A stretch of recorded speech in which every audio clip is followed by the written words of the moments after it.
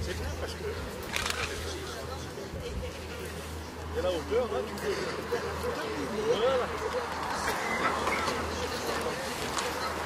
Vous pouvez juste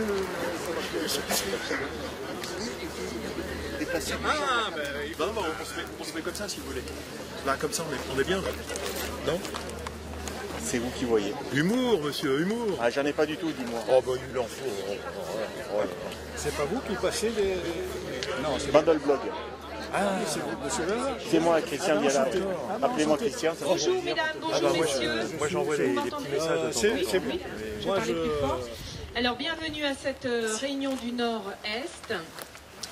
C'est la dernière réunion de l'année. Elle finit donc par le quartier du Nord-Est. Nous avons déjà eu le plaisir de rencontrer les bandolets sur les autres secteurs. Et puis, on termine par vous. Voilà.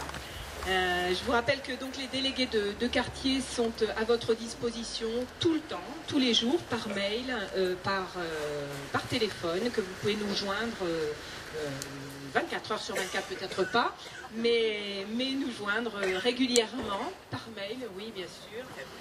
Hein, et que nous sommes donc là pour répondre à chacune de vos demandes et que ces demandes sont traitées au plus vite et dans la plus grande attention et donc traitées par les différents services concernés de la mairie.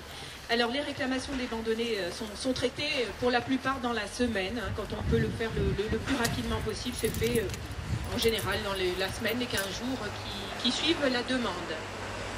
Voilà, je vais maintenant vous présenter les différents délégués du Nord-Est, hein, du quartier du Nord-Est. Donc ils sont 6.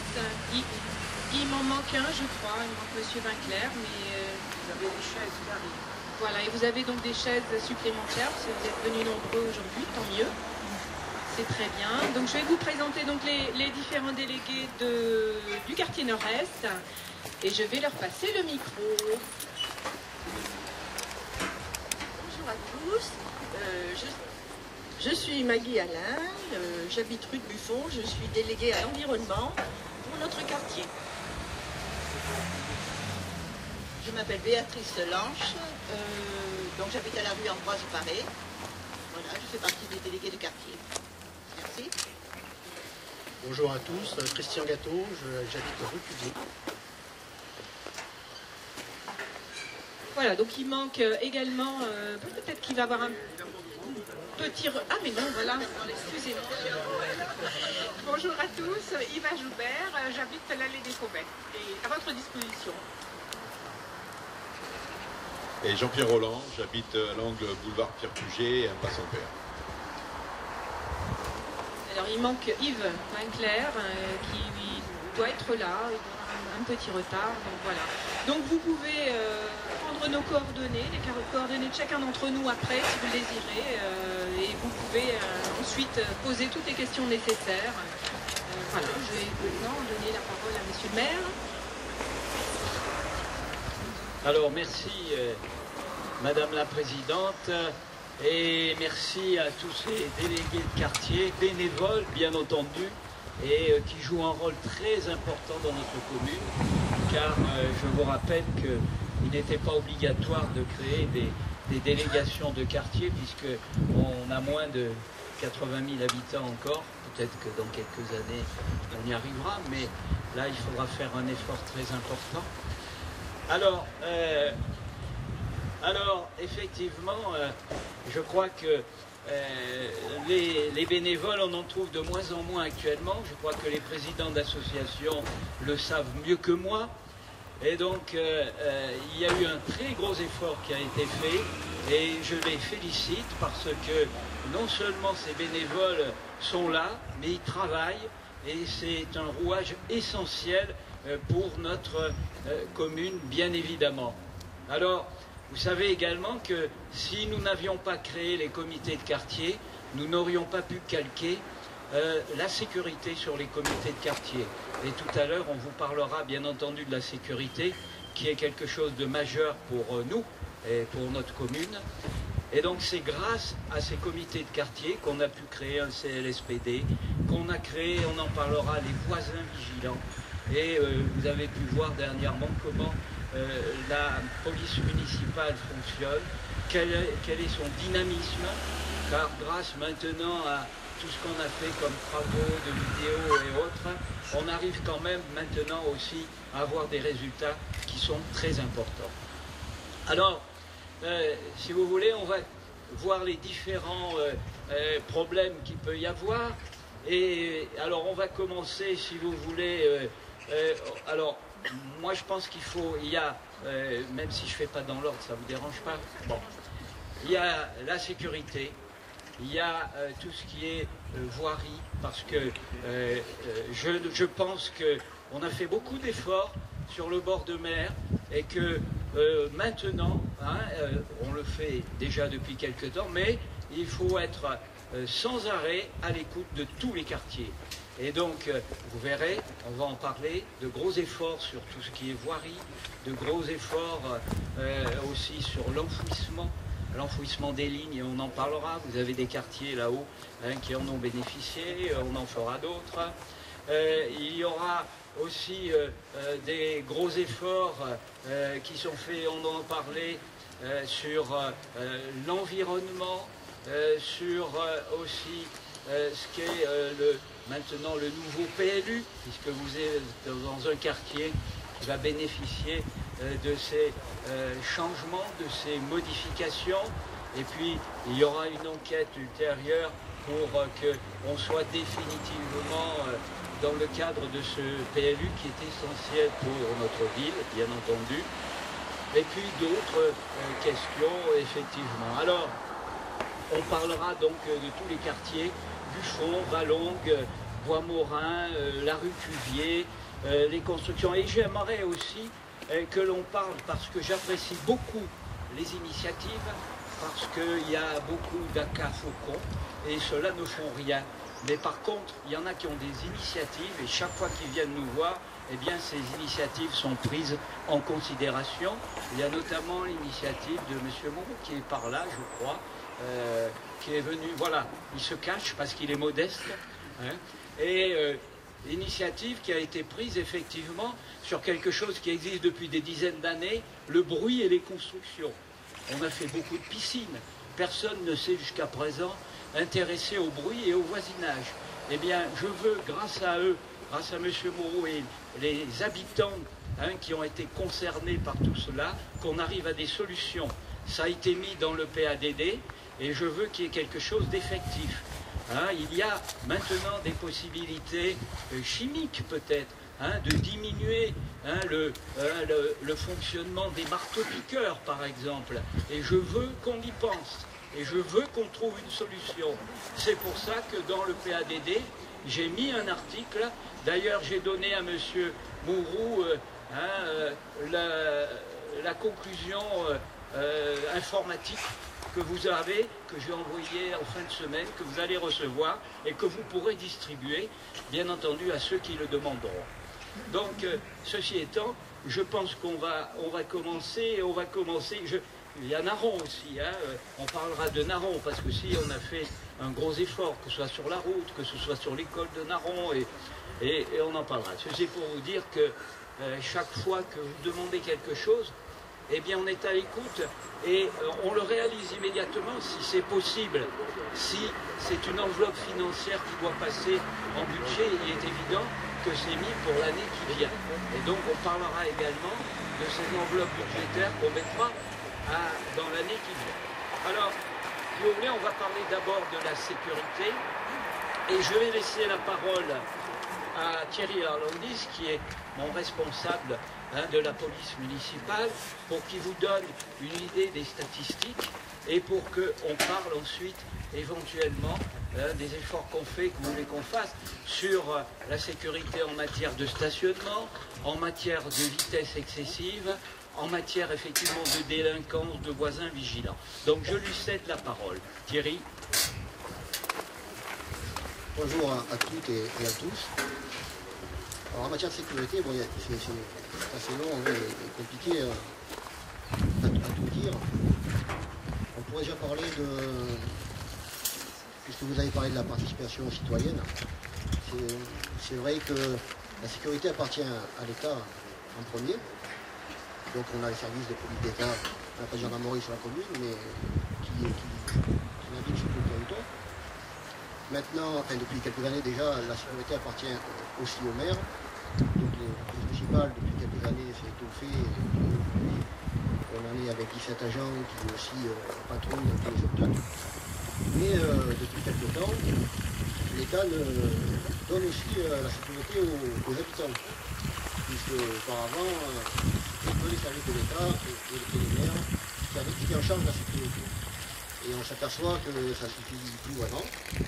Donc il y a une loi qui est circulaire, qui est passée par les préfets, qui est retombée sur les commissaires de police et les maires ensuite, où l'État demande à la population, puisque la sécurité est l'affaire de tous, demande à la population de participer aussi à cette sécurité, en signalant des faits divers et quelconques qui s'aperçoivent sur la commune.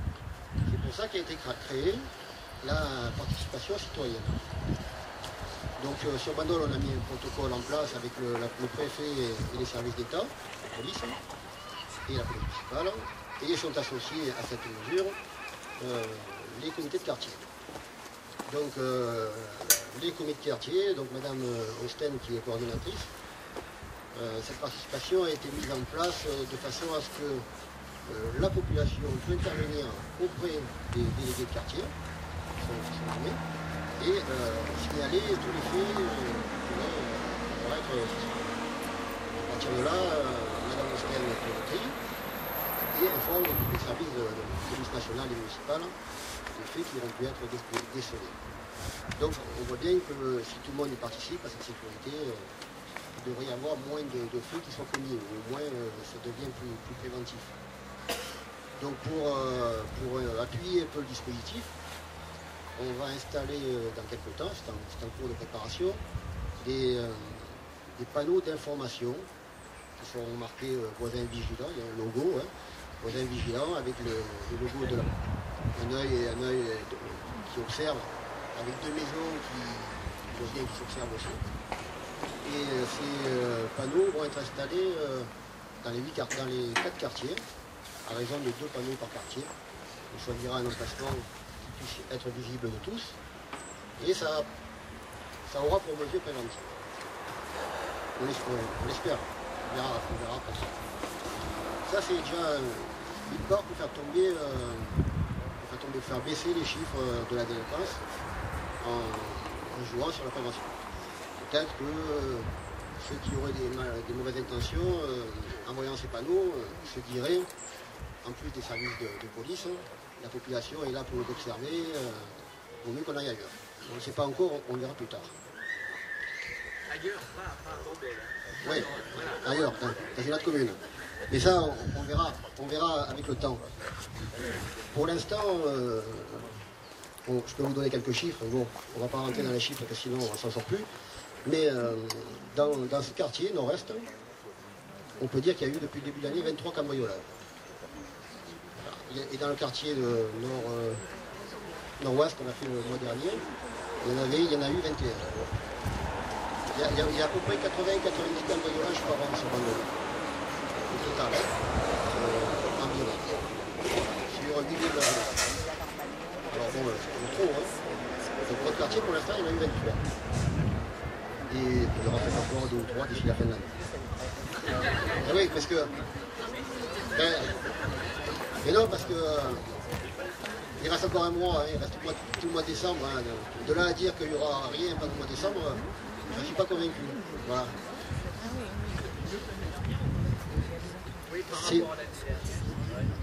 Par rapport à l'année dernière, à cette époque-là, non, l'année dernière, il y en a eu 21, dans l'année 2012.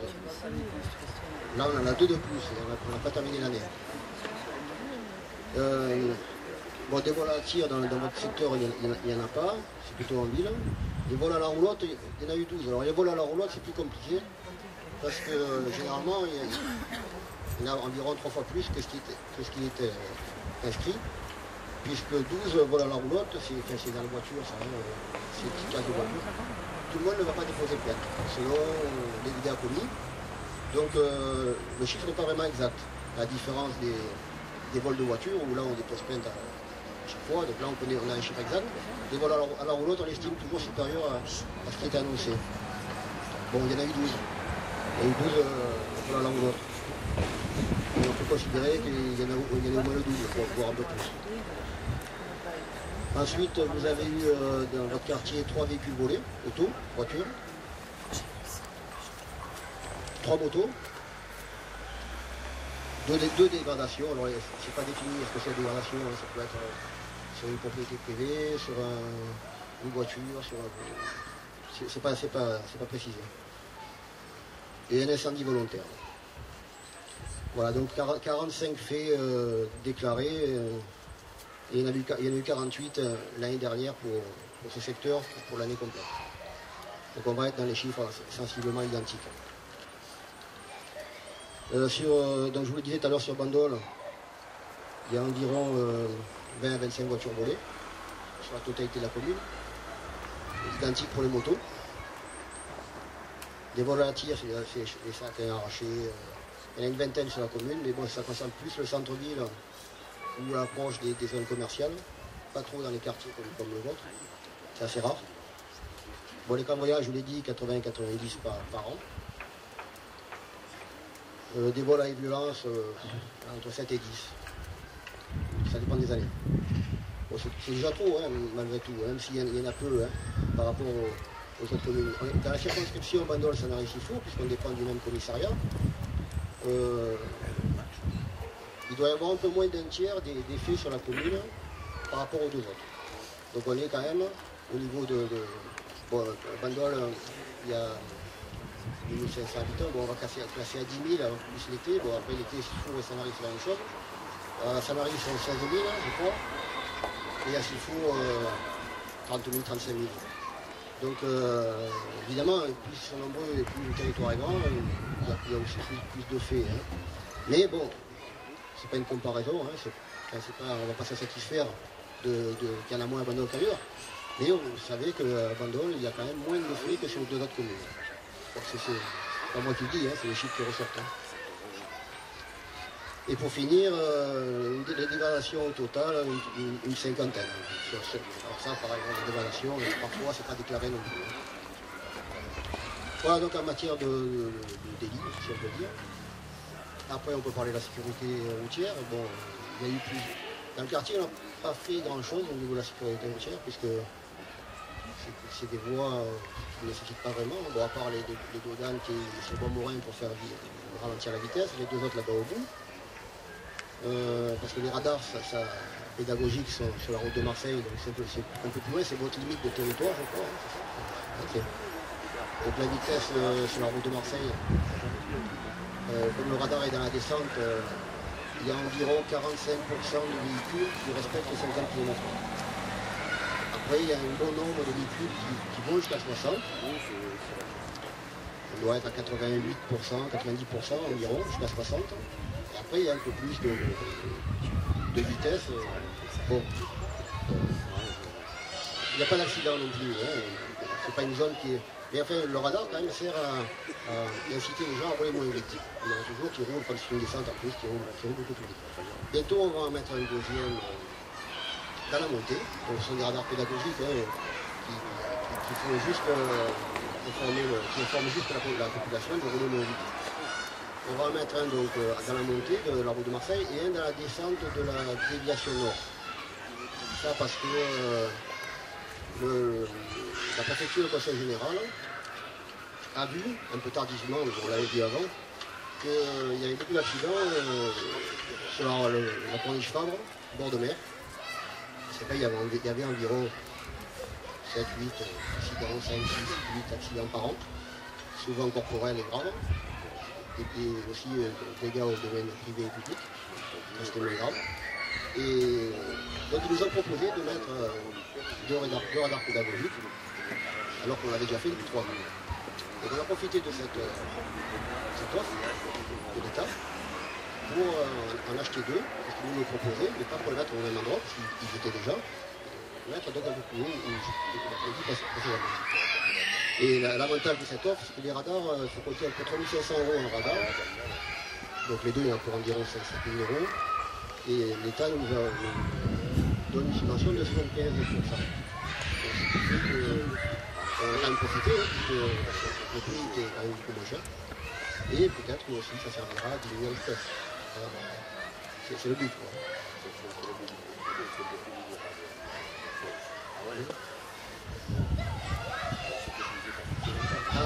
Oui, monsieur Gâteau avait signalé dernièrement qu'au bon moment, un peu plus haut, la discipline des gens qui viennent chercher leurs enfants ou les amener avec eux. Alors c'est vrai qu'il y a des stationnements qui sont matérialisés au sol. Il y a un arrêt de bus qui est un peu décalé, bon, on va le mettre ailleurs, parce que l'entrée est là. Et alors déjà, ça fait un étranglement à ce niveau-là. Bon, et en plus, l'étranglement, il est accentué par le fait que les parents se garent un peu plus haut, aux endroits où c'est pas matérialisé au sol. Donc juste avant l'embranchement pour entrer au machinal. Et là, c'est interdit. C'est interdit parce que ça devient dangereux en même temps. Plus on va mettre de véhicules dans un endroit étroit, et plus ce sera dangereux. Donc on va faire passer un message auprès de la directrice qui va informer tous les parents d'élèves de... Vous voyez la fille ? Voilà. Pour sensibiliser les parents à faire l'effort, puisque un peu plus loin, vous avez une zone de stationnement matérialisée, un renforcement derrière le bougainvillier, où personne n'y va parce que c'est trop loin. Enfin, c'est trop loin. C'est pas trop loin, mais pour les gens, c'est trop loin, quoi. L'enfant, on veut le déposer et aller le chercher à la porte de l'école, et on ne fait pas l'effort de faire une centaine de mètres à pied. Et si c'était fait, ça serait moins dangereux. Alors, il n'y a pas eu d'accident non plus, mais si on faisait l'effort de se garer un peu plus loin, on éviterait encore plus qu'il y en ait un. Voilà. Bon, ensuite, on n'a pas la sécurité routière. Bon, il y a peut-être des questions sur la vitesse, sur les vols, sur la sécurité. Le boulevard de Valongue. On avait, il y a 3-4 ans, matérialisé au sol. Déjà, nous parle un petit peu de vitesse parce que ça comprend, c'est ça. Et pour éviter ça, on avait matérialisé au sol de faire des stationnements en quinconce. Ce qui se fait dans d'autres communes. Sur internet, vous pouvez le voir, il y a des photos. C'est qu'on est obligé, en créant des stationnements à droite et à gauche, c'est un droit bien défini, évidemment, on est obligé de faire un genre de serpentin pour circuler. Et en même temps, ça fait ralentir. Condition, évidemment, de ne pas rouler excessivement et de faire un accident. Mais bon, c'est pas fait pour ça. Donc, si on se met des portes, il faut faire attention qu'il n'y ait pas une voiture en face. Bon, ça fait ralentir des deux côtés. Le projet avait été abandonné. Je ne sais plus pourquoi, le projet avait été abandonné. Et comme il y a quelques réclamations, notamment, pas quand même au niveau de la vitesse, mais pour que les gens puissent stationner. Parce que les villages n'ont pas toujours la possibilité de rentrer avec les véhicules. Et bon, il y a les familles, il y a la famille qui viennent. Et quand ils se garent, ils sont verbalisés. Normal, ils sont très normal, ils sont sur la route. Donc, pour éviter de verbaliser, parce que c'est pas non plus très utile, et pour faire baisser la vitesse en même temps, on va peut-être, c'est à l'étude, pour voir, un peu technique, et le maire s'il est d'accord, on va peut-être créer ce stationnement en quinconce. Et d'une part, les gens pourront faire stationner leur famille, et d'autre part, on espère que la vitesse sera diminuée, et qu'il n'y aura pas d'accident non plus. Donc, c'est à l'étude, ça sera fait certainement dans le premier semestre 2013.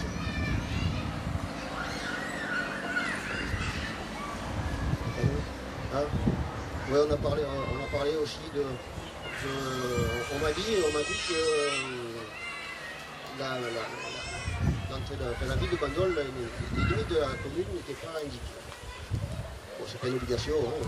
Alors l'agglomération, évidemment, elle se fait par le conseil général, en association avec la mairie, pour délimiter les zones d'agglomération. Généralement, les zones d'agglomération, donc c'est les panneaux on va marquer Bandol qui sont rayés pour la sortie et puis non rayés pour l'entrée de l'agglomération. En principe, c'est comme ça, hein, ça se fait dans les zones urbanisées. Quand il y a beaucoup de maisons importantes, on met ce panneau-là qui délimite l'agglomération. L'entrée de l'agglomération, de ce fait, est limitée à 50 km/h. C'est une obligation. Quand je mets un panneau 50, c'est comme ça. Et alors pourquoi on le met là et pas plus loin? Bon, c'est justement parce que c'est une question d'urbanisation. Alors pour la route de Marseille, il était auparavant à hauteur du petit casino, en bas, hein, casino supermarché. Hein. Il a été remonté jusqu'à Ribéron. Donc la limite d'agglomération s'est étendue. Mais c'est pas la limite de la ville. Hein. La commune, elle va beaucoup plus loin. Alors peut-être que, oui, c'est pas une obligation, mais on peut signaler de côté Saint-Cyr l'entrée de la commune pour un panneau d'information. Bienvenue à Bandol, ou vous entrez sur le territoire de Bandol, et faire la même chose du côté de la route du Bosset. À Sanary, c'est pas trop utile parce que bon, ça se couche et puis on voit bien où on arrive. Donc, mais bon, dans les zones plus rurales, oui, c'est possible. C'est pas une obligation, mais on peut le faire. Et oui, on pourrait parler des vidéos. De la vidéo. Alors la vidéo, certains diront que la vidéo va arrêter le voleur. Évidemment, personne qui sort la caméra pour arrêter le voleur. Mais elle apporte quand même des faits importants. D'une part, une action préventive, et d'autre part, l'arrestation d'individus. Le cas s'est déjà posé. Des affaires qui ont été éclaircies avec la police d'État, sur Bandol, même des affaires qui sont passées à l'extérieur de la commune, où les services de police ou les gendarmeries sont venus récupérer les films parce qu'il y avait une liaison entre la ville de Bandol et notre ville, dans le suivi de l'enquête. Donc vous voyez bien que la vidéo, ça peut apporter un plus à l'interpellation d'individus auteurs de délits ou de crimes. Alors, bon, il y en a 38 sur Bandol, 36, il y en a 18 au port et 18 en ville. Et en 2013, en 2012, on va encore installer une ou deux, et en 2013, on va augmenter le parc de 5 ou 6 caméras. Donc il va y en avoir une au rond-point de l'Europe, là-bas, ou de Marseille. Il va y en avoir une ici, certainement, au parc. Et une à Buffon, le jeu d'enfance de Buffon. Et une au Pont des Bois. Donc ça fait 4 pour le secteur. Il y en a d'autres qui sont installés en ville aussi. Hein. Pour l'instant, on ne va pas plus haut parce que bon, c'est assez cher. C'est pas la caméra qui est chère, mais c'est la liaison qui est assez chère. Peut-être qu'en fin 2013 ou 2014, je ne sais pas, on pourra l'étendre. Sinon, on peut l'étendre jusqu'à la commune, jusqu'à l'extrémité de la commune. Mais c'est une question de budget, une question de coût. Mais c'est possible. Alors, ça nous a servi dans pas mal d'enquêtes. Et puis, même s'il n'y a rien, ça nous permet de surveiller les quartiers, de voir ce qui se passe. Alors, on a un agent qui est derrière, pas 24h sur 24, parce que d'abord, on ne travaille pas 24h sur 24. On travaille de 7h à 20h. Et 2 nuits par semaine. Donc, on travaille tous les samedis. Si vous voulez nous appeler le samedi pour un fait que vous voyez. Tous les samedis, nous travaillons de 22h à 5h. Et une nuit en semaine, qui change, qui est aléatoire, mercredi, jeudi ou vendredi, toutes les semaines, une seule nuit, de 19h à 2h du matin. Et l'été, juillet, août, donc pendant 2 mois, toutes les nuits jusqu'à 2h du matin. Et le samedi, pareil, jusqu'à 5h du matin.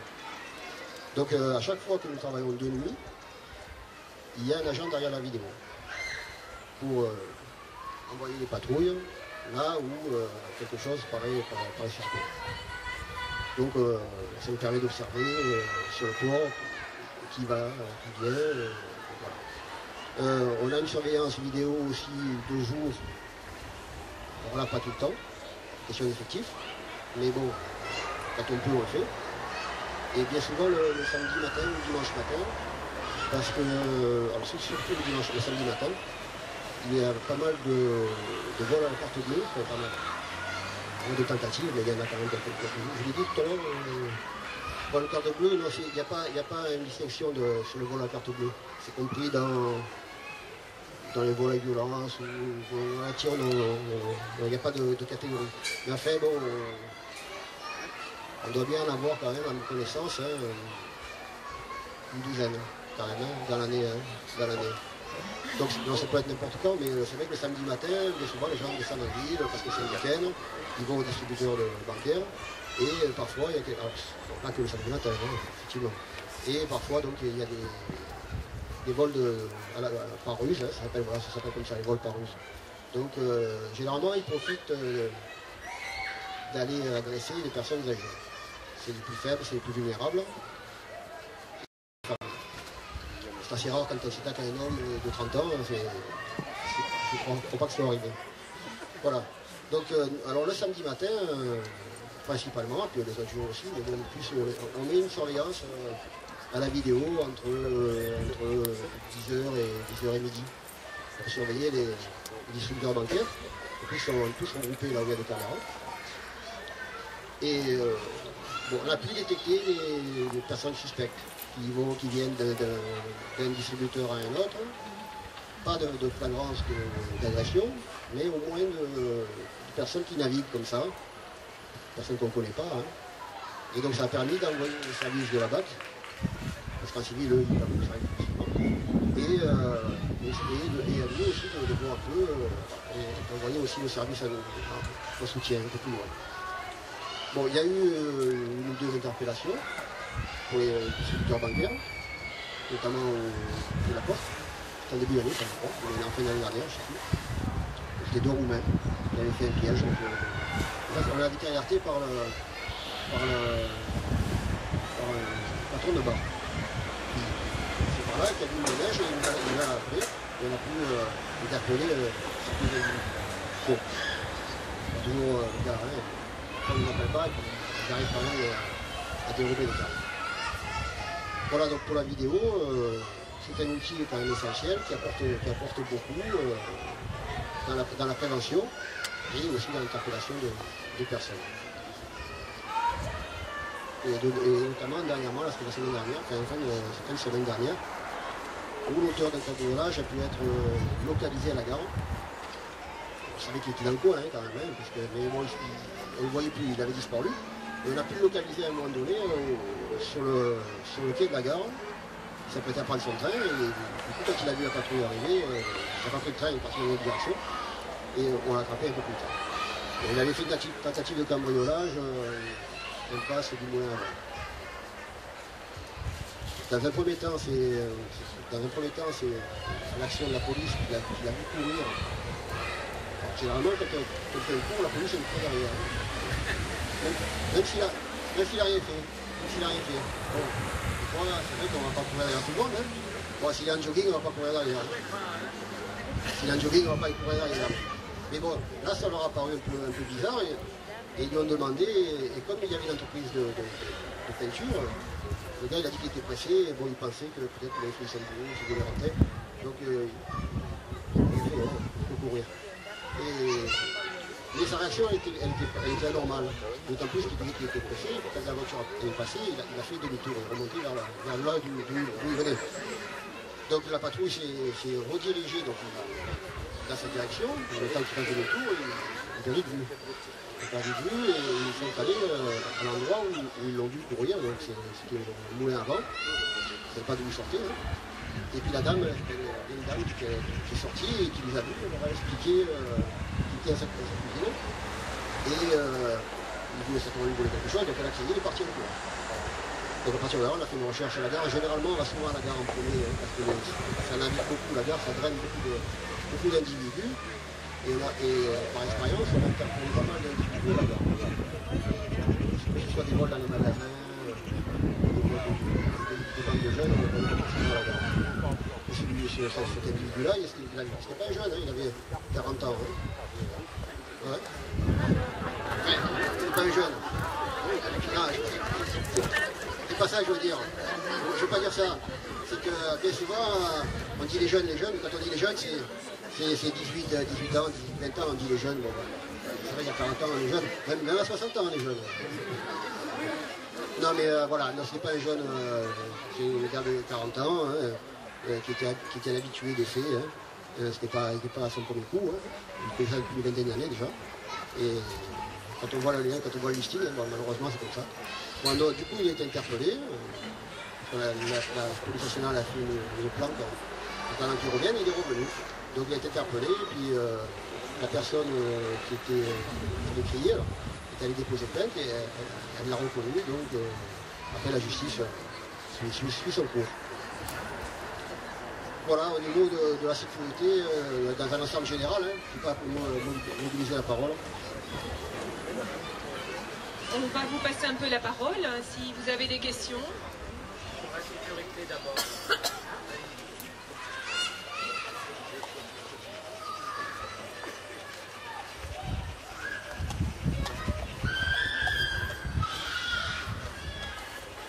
Moi, c'est pour vous demander qu'est-ce que le SCO peut faire pour la rue Laennec, pour la circulation.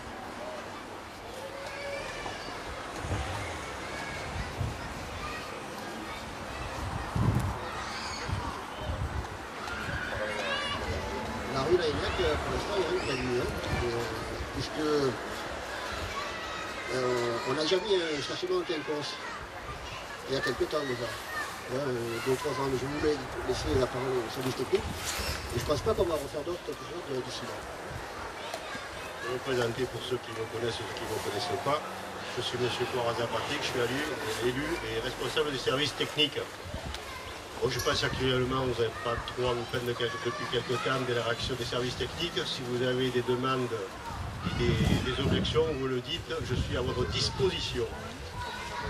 Pour l'avenue Laennec, pour l'avenue de l'arc de Tassigny également. On avait penché à un moment donné pour vous faire une mise en, si vous préférez, en sens unique de ces 2 rues. Donc on prenait de la rue de Laennec et on sortait de l'avenue de l'arc de Tassigny sur le cours boulevard Pierre Puget.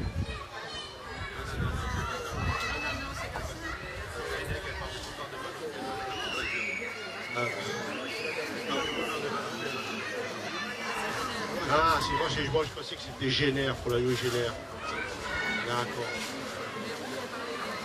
Bon, je reviens sur vous tout à l'heure. Je prends le principe de la rue, donc de la rue de l'arc de Tassigny. On avait penché sur cette possibilité de le mettre en sens unique. Donc après mes réflexions, nous avons une sortie quand même qui demande réflexion, c'est après le pont, quand on ressort, et qui coupe la rue Pierre Puget. Nous avons une sortie avec vous savez, avec un rond. Non, mais je reviendrai après. Parce que je pense que cette rue-là va revenir sur le sujet tout à l'heure. Donc j'en profite pour vous en parler. Et donc, nous allons peut-être décider de faire de la rue Puget l'arrivée directement sur la rue de l'Arc de Tassigny. La rue de l'Arc de Tassigny, on sortirait par la rue Génère directement.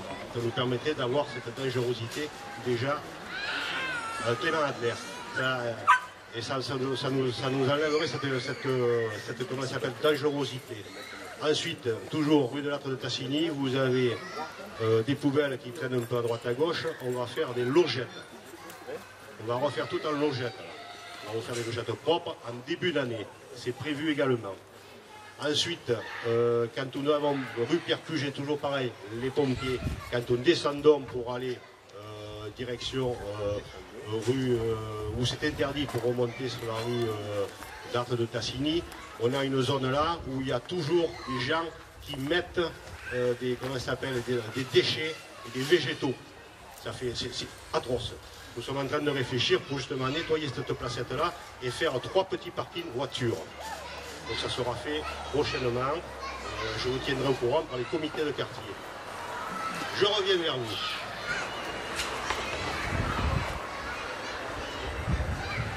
Alors, la rue Génère, Laennec, cette rue-là.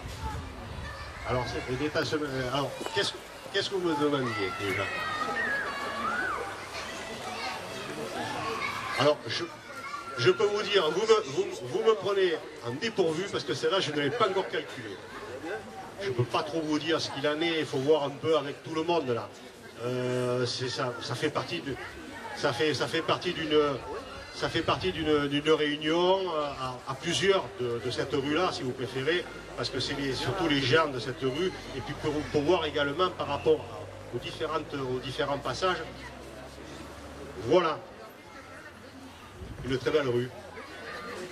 Il n'y a pas de problème. Non mais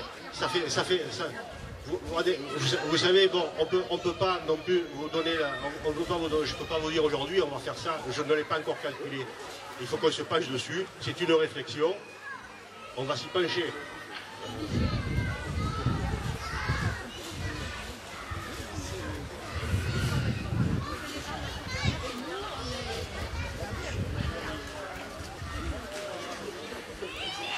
C'est vrai qu'elle est très difficile cette rue-là. Écoutez, pour aujourd'hui, je vous dirai rien, parce que dans la mesure du possible, on ne l'a pas calculé encore. Il faut qu'on ait le temps de la calculer, de voir un petit peu avec la police, avec M. le maire, différentes personnes, si ça peut se faire. En fonction d'eux, il ne faut pas qu'on dégage une situation et qu'on en crée une autre. Vous voyez ce que je veux dire? Donc il faut quand même que ce soit fait dans la meilleure des...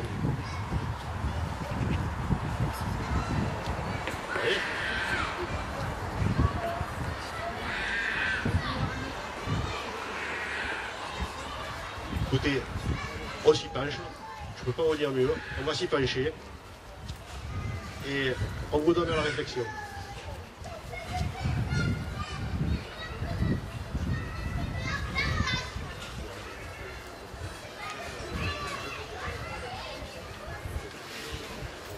Toujours dans le même secteur, avenue des Mouettes, nous avons depuis un peu plus d'un an un espèce de serpent rouge qui barre la route et qui s'en va vers la construction du Casino des Brodes et qui, pendant un moment, il n'y avait rien du tout. On avait simplement un rail qui bousillait tous les pneus. Bon, maintenant, ça s'est arrangé, il y a un espèce de toit. Bon, d'abord, c'est pas beau, c'est horrible, et on se demande comment se fait-il qu'une société comme Manœuvrode vient chercher, je ne sais pas si c'est de l'électricité, le courant comme ça à 800 mètres de son chantier. Voilà. Alors moi la question est très simple, jusqu'à quand ça va durer? Voilà. Parce que ça nous gêne beaucoup et c'est pas beau. Voilà.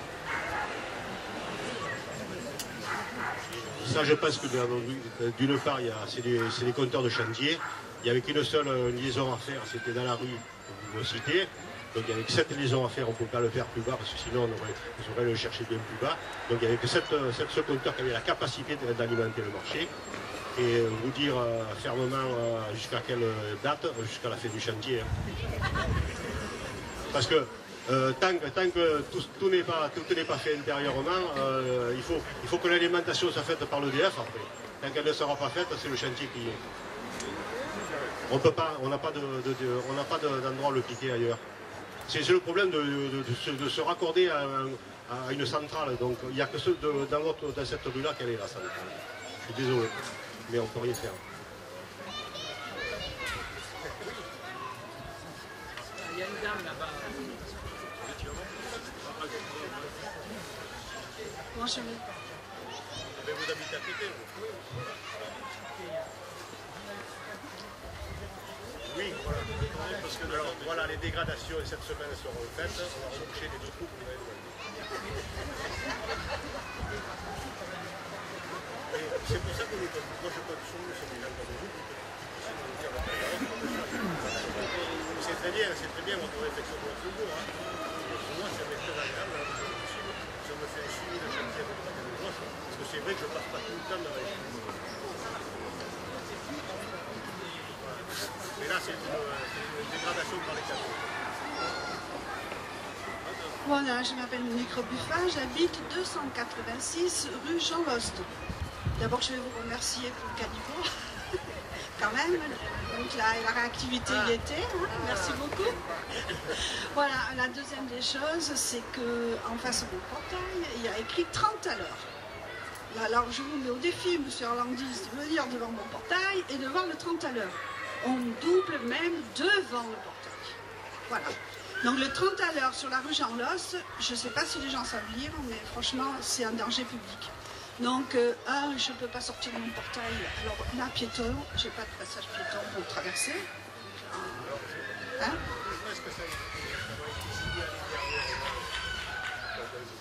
Ouais. Justement, cette semaine, je vais voir ce que je peux me faire un passage piéton qui me serait agréable dans la mesure du possible où ça me couperait la vitesse du virage. Voilà, alors je vais parler de la rue Ambroise Paré. Vous savez que les gens qui descendent et qui tournent à la rue Ambroise Paré ne tournent pas sur la droite, ils tournent sur la gauche. Donc les gens qui sortent des gros pains, les gens qui sortent des gros pains, mais enfin toute la copropriété se plaint, un jour on est coupé en deux, enfin même moi j'y vais régulièrement, ils ne prennent pas la droite de la rue Ambroise Paré, ils coupent à gauche pour éviter le dos d'âne en réalité. Vous voyez ce que... Voilà.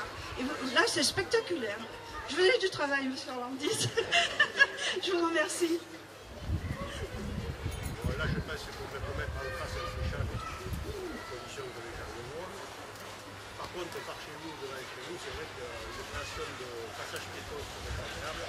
Et en plus, ça coûterait vous, ça vous permettrait de ne pas marcher sur le bord pour relier le moteur en face. Donc, par ça vous permettrait également d'avoir un passage piéton pour réduire la vitesse par rapport au virage qui est un peu plus.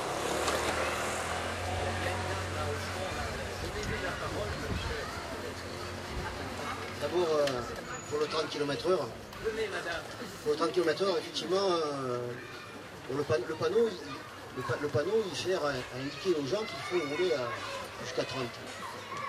Donc c'est bien l'indication.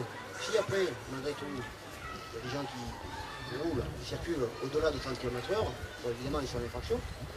Si on n'a pas les moyens avec des panneaux de le faire respecter, il va falloir que nous on vienne avec le radar. Et si on vient avec le radar, on va verbaliser, hein, on va verbaliser les gens, hein, c'est pas pour... voilà. Bon, on peut venir, on peut essayer, mais bon.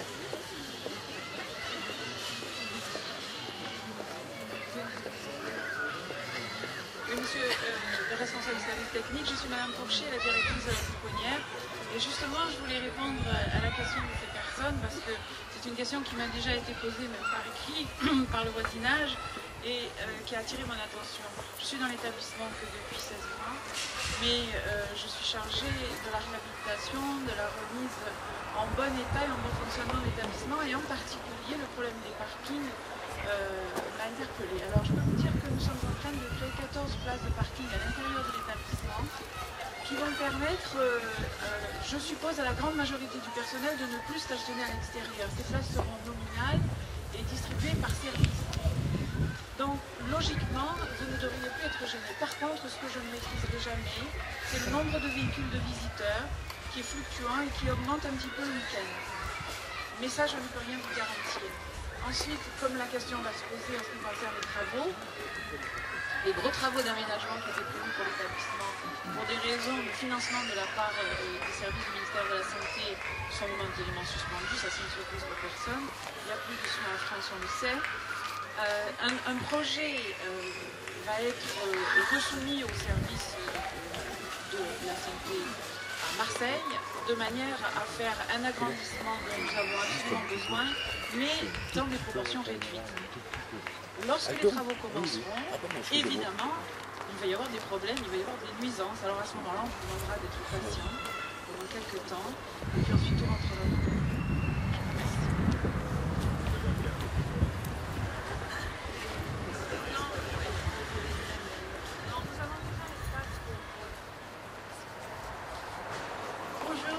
Je m'appelle Dani Panico, j'habite la rue Bouffon et je vais vous parler de ma rue. Monsieur le maire a fait poser des zébras et je pensais pouvoir marcher tranquille sur les zébras puisqu'on n'a pas beaucoup de trottoirs. Malheureusement, sur ces zébras, il y a toujours des voitures et je voudrais savoir pourquoi.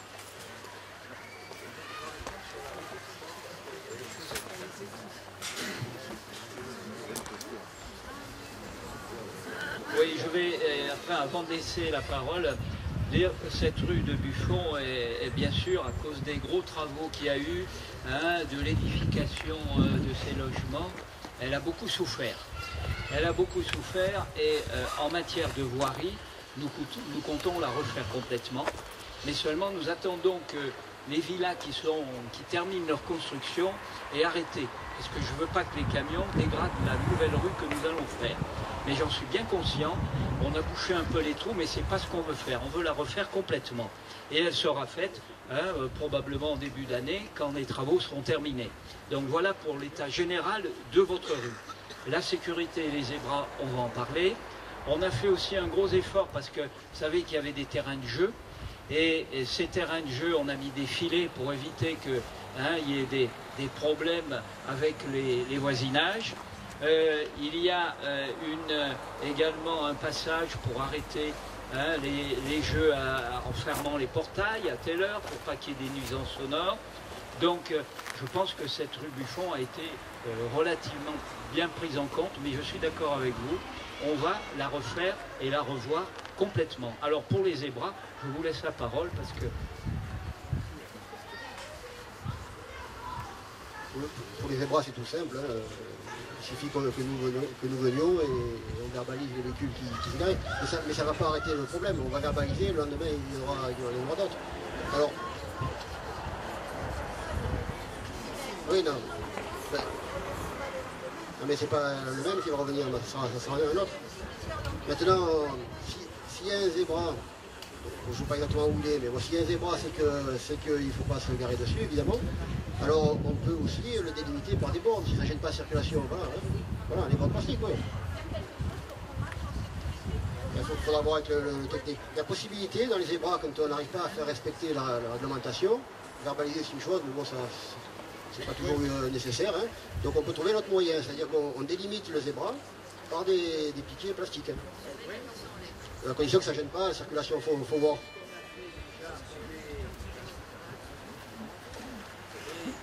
Ça a été fait effectivement dans d'autres quartiers où il y avait un stationnement anarchique, où les zébras ne servaient à rien.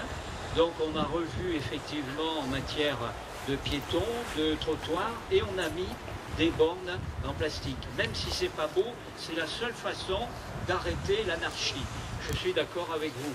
Donc maintenant, je demanderai à mes services techniques de bien regarder, parce que là j'étais au congrès des maires, et il y a des bornes en plastique qui sont maintenant très solides, et qui peuvent être peut-être dangereuses pour les voitures qui essayent de passer dessus. Donc regardez bien avant de choisir et prenez la bonne qualité, parce que c'est vrai qu'il y a de tout dans les bornes en plastique, et on voit des gens qui les tordent, etc. Donc ça c'est une bonne solution et on va y penser. Voilà.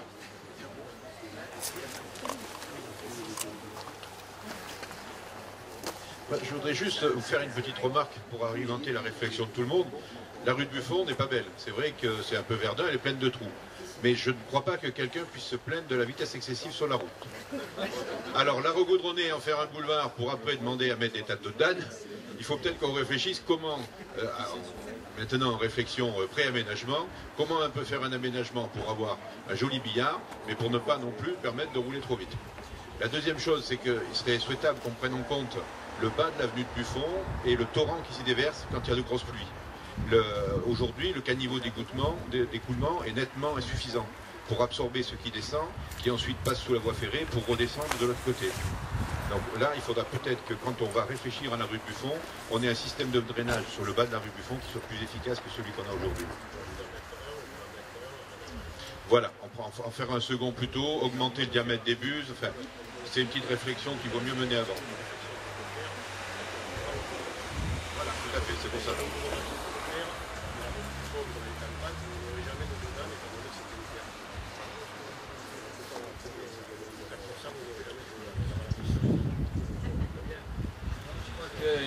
Jean-Pierre a tout à fait raison. Comme on a attendu pour cette rue Buffon, autant de faire quelque chose qui soit définitif. Et coupler tout ce qu'il y a, c'est-à-dire l'esthétique, la sécurité, l'environnement et l'assainissement et le pluvial, et surtout le pluvial. Parce que le problème à Bandol, c'est que le pluvial, il descend d'en haut, et puis après, donc on a un schéma d'aménagement sur 8 à 10 ans pour le pluvial, et donc autant y penser dans la rue Buffon, et avant de le faire, de faire ce qu'il faut, même si ça doit coûter un peu cher pour le pluvial, mais le faire définitivement. Donc vous le notez, hein, pour qu'on ne fasse pas n'importe quoi dans cette route du fond. Hein, voilà. Oui.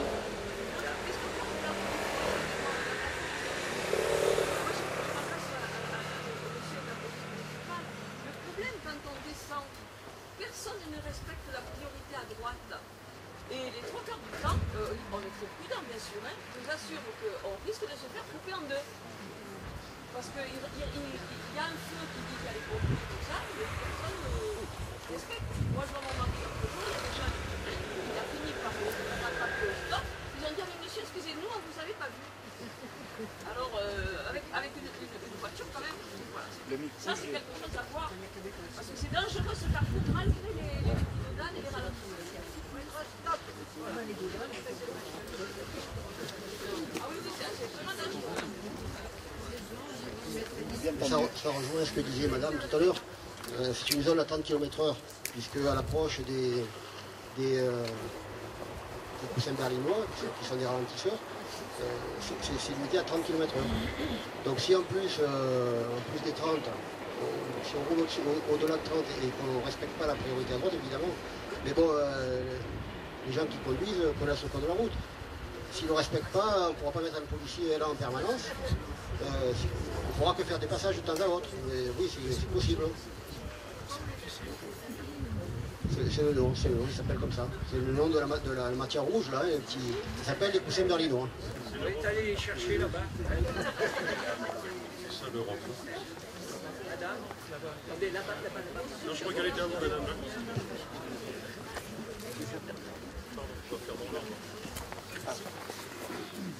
Oui, docteur Anguenot, Bandol. Voilà, monsieur le maire, j'aimerais vous poser une question par rapport à un projet immobilier privé subventionné pour les habitants du Mandelaye, d'une crèche, ça c'est très bien, et d'un cabinet médical. 2 cabinets médicaux au pluriel. J'aimerais savoir la proportion en surface dédiée aux cabinets médicaux. J'aimerais savoir s'il y aura suffisamment de parking. Et j'aimerais savoir aussi pourquoi dans cette crèche à but communautaire, il n'y a pas de subvention dessus de Saint-Paul.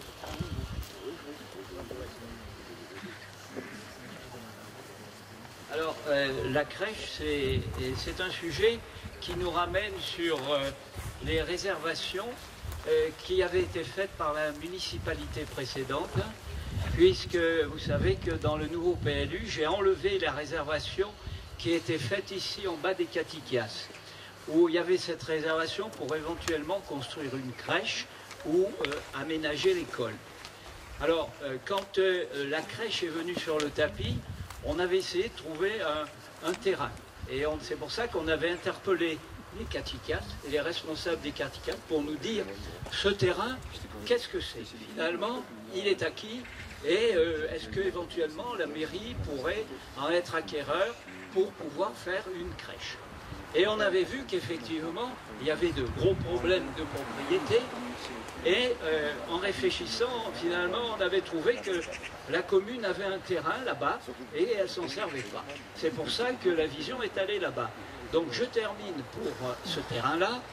Depuis que le PLU a été approuvé à la majorité par le conseil municipal, pas par tous, mais par l'essentiel des membres de la majorité, eh bien ce terrain ici restera et sera boisé classé. C'est-à-dire... Monsieur le maire, excusez-moi, vous avez un terrain là qui est en espace réservé 41 de 12 000 m², marqué espace public et équipement public. Oui. Comment vous pouvez dire que ce n'est pas constructif? Un équipement public, c'est un équipement public. Ben monsieur, je vous le dis. Et c'est dans le PLU que vous avez approuvé. Le PLU que nous avons approuvé dernièrement, monsieur, on vous passera l'officialisation, c'est un boisé classé maintenant, grâce au PADD qui a été approuvé. Donc, quand même, vous ne voulez pas qu'il soit boisé classé, moi j'ai pas envie. Eh bien, je vous affirme, et je vous le redis, avant, ce n'était pas un boisé classé. Depuis que j'ai fait approuver par la majorité, c'est un boisé classé. C'est un boisé classé inconstructible. Avant, il était constructible. Je ne peux pas vous dire mieux. Non, mais je suis d'accord qu'avant, il était constructible. Eh ben, vous pouvez m'applaudir, oui. Hein, voilà. Hein, voilà. Voilà. je vais rajouter. Vous pouvez rajouter quelque chose. Je vais répondre, ne vous inquiétez pas. Je suis obligé d'aller travailler. Oui, oui. Voilà, je vais me présenter, Michel Loïc, je suis responsable du conseil syndical des Katika. Ma particularité, c'est que j'habite je dirais comme vacancier, bien entendu, mais je viens 10 jours par mois. Et aujourd'hui, si vous voulez, j'ai quitté mes fonctions de maire et d'urbanisme à la commune de Genasse, donc je suis bien au courant. Quand je suis venu en 98, la première des choses que j'ai regardé, c'est de quoi étaient l'espace qui était boisé. Et là, j'ai vu que c'était des espaces boisés classés. Or, pour le mandat de monsieur, je crois qu'il était Barouin, excusez-moi, non, d'accord. Oui, mais je vais vous dire ce qui s'est passé. J'ai toujours cru que c'était des espaces boisés classés et qu'on avait mis une pastille dessus pour équipement et aménagement de parcs publics. D'accord? Or, quand j'ai fait mon enquête, et il a fallu remonter très très loin, parce que sous la pastille, vous ne voyez pas ce qu'il y a. Il faut aller chercher et gratter. Moi, je sais comment on fait. Et là, j'ai constaté que le terrain était constructible. J'ai donc retourné voir le maire d'aujourd'hui pour lui dire, expliquez-moi, monsieur le maire, comment, avec 12 500 mètres carrés, vous allez pouvoir acheter à 800 € le mètre carré pour faire un parc boisé. Ça m'étonnerait que les finances vous l'autorisent et ça m'étonnerait que les habitants veuillent engloutir une somme pareille pour faire. Je ne vous dirai pas ce que j'en pense, mais à mon avis, quand il était classé espace boisé en 98, qu'il a été déclassé mais camouflé par une pastille, et de nouveau, on va redire à un espace boisé classé, où on peut faire un parc mais plus au même prix, eh bien, moi en tant que maire, je ne dirai pas ce que j'en pense à faire. D'accord? Je m'excuse, mais j'aimerais bien qu'on réponde à ma question parce que je vais travailler. Je vais simplement, avant de reprendre ce sujet passionnant, je vais répondre à madame. Effectivement, il est question de faire une crèche pour une vingtaine de places, parce que vous savez, vous avez eu tous les articles dans les journaux, on est en carence de places de crèche dans notre département. Et il est question aussi d'avoir une partie de 120, 130 mètres carrés qui soit... Comment? Donc la moitié. Oui, il y a 240 ou 250 pour la crèche et 130 pour la structure polyvalente. Alors, je vais rencontrer les responsables de cette structure polyvalente, parce que ce n'est pas moi qui dirige cette structure polyvalente. Je précise que c'est une structure polyvalente type CAM, Centre d'action médico-sociale précoce, donc avec des spécialistes médicaux et paramédicaux. Et donc ces personnes m'ont dit qu'elles vous avaient contacté, madame, et que vous n'aviez pas répondu à leur demande. Mais ce n'est pas grave, parce que oui, vous ne vous êtes pas penché sur ce projet. Mais ce n'est pas grave. Alors, elles vont vous rappeler, effectivement, mais elles vous rappelleront, mais vous ne pourrez pas y rentrer parce que ça ne fait pas partie de votre spécialité. Mais monsieur le maire, je ne demande pas rentrer dans cette structure, je vous demande quelle sera la surface dédiée. Eh bien la voilà, 120 mètres carrés. Je m'inquiète d'une SCI immobilière dont on connaît une nébuleuse, qui sera propriétaire de ce terrain pendant 40 ans, pour une somme ridicule de 1 500 € par an. Mais madame, subventionné par nos impôts. Ce n'est pas vrai, madame, puisque ce n'est pas vrai, madame, puisque pendant 40 ans, effectivement, eh bien, pendant 40 ans, ils vont bien sûr gérer cette structure, et donc ils n'auront aucun bénéfice. Ce sera une structure sans bénéfice pour eux. Ils vont simplement la gérer parce que ce sont de bons gestionnaires. Ils ont déjà beaucoup de crèches et on a confiance en eux, effectivement, et que eh bien, ce montage a été fait par des services juridiques compétents et il ne va pas léser les bandolés, bien évidemment. Au contraire, les bandolés vont être très heureux d'avoir des places de crèche parce qu'il y a 35 bandolets qui attendent pour leurs enfants. De plus, comme vous savez qu'on est en intercommunalité, eh bien dans un an, quand on sera, je l'espère, en communauté d'agglo, eh bien je passerai ça en compétence d'agglo. Et donc c'est l'agglo qui gérera. Et c'est l'agglo qui participera également au financement de cette crèche. On ne peut pas rêver mieux, madame. Hein, voilà. On va reprendre pour, juste un mot pour le boisé classé. Monsieur le maire, juste un mot pour l'espace. Non, ça va. L'espace 41. Excusez-moi. Oui, excusez-moi. Simplement, mon affirmation tout à l'heure haut et forte, si elle est démontée par vous, démentie par vous, j'en suis très content. Attendez, laissez-moi. Elle est officielle, tant mieux, mais sur les documents qui ont fait l'objet de la consultation, et j'espère que vous ne me contredirez pas, qui ont été présentés par le bureau d'études que vous avez missionné donc lors de la dernière réunion, je crois sur février-mars, cet espace-là était bien en espace réservé 41 de 12 000 m², réservé à espace équipement public et parc public. C'est tout. Si vous avez changé, tant mieux. Mais nous, on ne le sait pas. Merci. Mais vous le savez, vous êtes pas... Oui. Non, mais étant donné, cher monsieur, qu'on est en concertation, quand on m'a dit cet état de fait, je suis intervenu et j'ai dit à celui qui était responsable de faire notre PADD, puisque c'est un plan de développement durable, avec bien sûr du boisé classé, des zones naturelles qu'il a fallu revoir, je suis également intervenu auprès de la préfecture, puisque vous savez que nous passons en commission des sites. Et ah oui, alors, je suis intervenu pour qu'on passe avant le mois de juillet. C'est très important en raison des lois de Grenelle que vous connaissez. Donc on est passé en juin. Et là, je remercie les services préfectoraux de m'avoir donné cette occasion. Et quand on est passé, eh bien, j'ai demandé à ce qu'effectivement les boisés classés soient augmentés. Et j'ai demandé que ce boisé classé soit véritablement un boisé classé. Parce que, comme dit monsieur, c'était très ambigu. Et je pense que vous auriez pu vous faire léser si on n'avait pas remarqué tout ça. Donc là, je vous l'assure, c'est passé en conseil municipal. Je tiens à votre disposition tous les documents que vous voulez et vous verrez bien que c'est un boisé classé. Comme, je le rappelle quand même, votre quartier bénéficie aussi d'un COS qui est diminué. Jusqu'à présent, vous étiez à 0,50 et maintenant, je l'ai passé à 0,30. Là, je crois que c'est quand même quelque chose aussi qu'il fallait souligner. Hein? Voilà. Hein?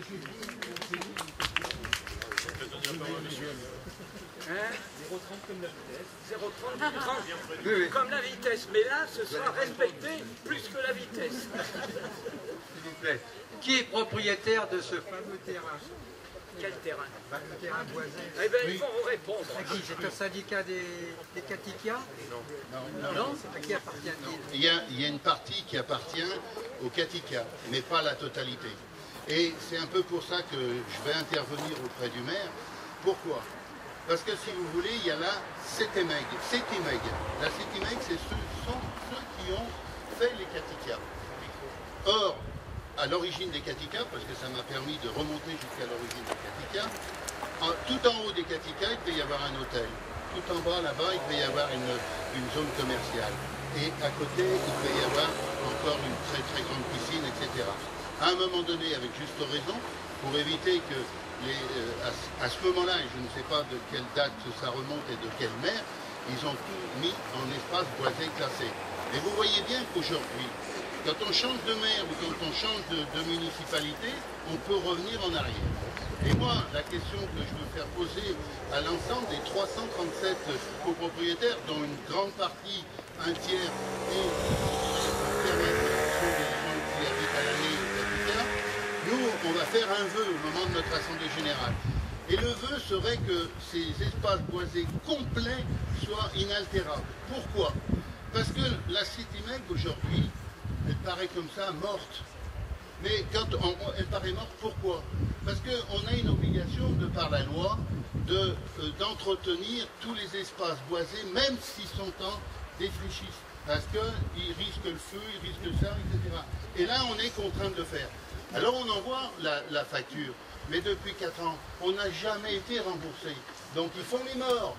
Mais le jour où on change et puis qu'on met en espace, je dirais constructif, là ils ne feront plus les morts. Et là ils vont se réveiller. Donc vous voyez, il y a des morts qui peuvent ressusciter. Et, non mais attendez, j'ai l'expérience et pour vous dire que ça existe.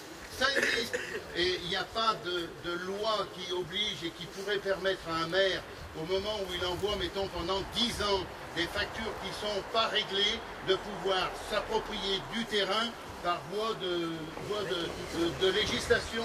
Mais ça n'existe pas pour le moment. Un propriétaire reste propriétaire. Donc vous voyez là. Et puis, donc, dans le cadre de ce respect, moi j'aurais souhaité qu'on marque non plus équipement public et parc public, qu'on marque tout simplement aménagement d'un parc public sur le 41. Parce que ça n'offre plus d'ambiguïté. Inaltérable, aménagement du parc public, etc. pour y faire, parce que dans un aménagement de parc public, avec des moyens de tronc d'arbre, vous savez, on peut faire ce qu'on appelle un parcours du combattant. On peut faire des tas de choses. De santé, pardon.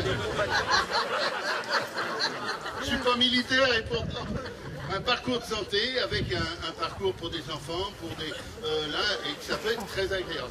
Parce que comme ça, si vous allez, je vous dis de ne pas y aller sur le chantier.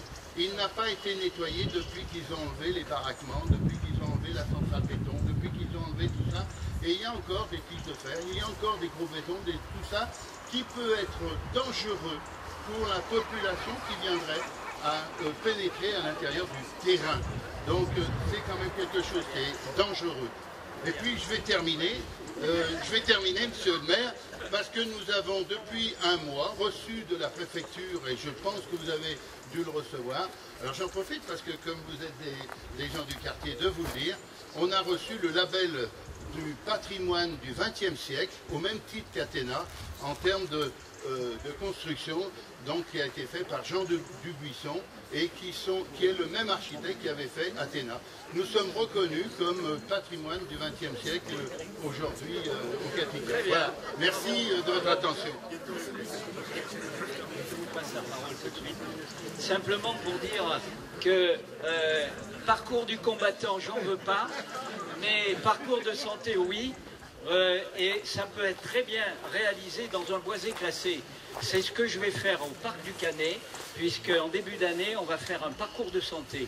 Et donc, je pense qu'effectivement, ce serait intéressant de l'envisager ici également. On a les mêmes idées. Voilà, mais elles sont constructives. Monsieur le maire, les questions PADD et PLU ont été abordées à plusieurs reprises. On ne peut pas, à mon avis, les développer sur le fond aujourd'hui. Par contre, alors moi j'ai une suggestion, vous avez pu remarquer à quel point la totalité de la population hollandaise et encore plus les habitants de ces quartiers sont un peu plus sensibilisés que dans le passé par toutes les questions d'aménagement et d'urbanisme. Alors ma suggestion est la suivante. Il semblerait qu'il y ait pas mal de confusion dans ce qui est dit, dans des non-dits, dans des contradictions. Ben oui, voilà la preuve. Tout à fait. Alors, ma suggestion est la suivante. Est-ce que dans la procédure qui est actuellement engagée et qui va se développer rassemblement sur les prochains mois, ne pourrait-on pas, par voie de presse ou à travers le bulletin bandole municipal ou tout autre moyen, rappeler un petit peu de façon synthétique la procédure avec la chronologie et ce qui est attendu de la part de la population. Je pense qu'on y verrait beaucoup plus clair et vous verrez à ce moment-là la mobilisation, que j'espère positive et dans le bon sens, de tous ces habitants. C'est, je crois, une excellente idée de participation parce que, comme vous l'avez fait remarquer, on ne peut pas être au courant de tout. Le PLU, le PADD, tout ça, c'est des choses pour lesquelles eh bien, on ne lit pas tout ça dans Var Matin, bien que j'aime bien Var Matin, hein, pour tout expliquer. Et non plus, et je dois le dire, dans nos bulletins municipaux. Et c'est vrai que vous allez me le marquer, mais que dès le mois de janvier, notre prochain bulletin municipal est plusieurs pages de développement sur ce qui s'est passé sur le PLU, sur le PADD, sur la programmation qui va se faire jusqu'à fin juin date de laquelle, ou approximativement, on devrait régler définitivement ce PLU. Donc, c'est vrai, je prends acte de votre suggestion, qui est une suggestion de participation essentielle pour la population bondolaise. Voilà.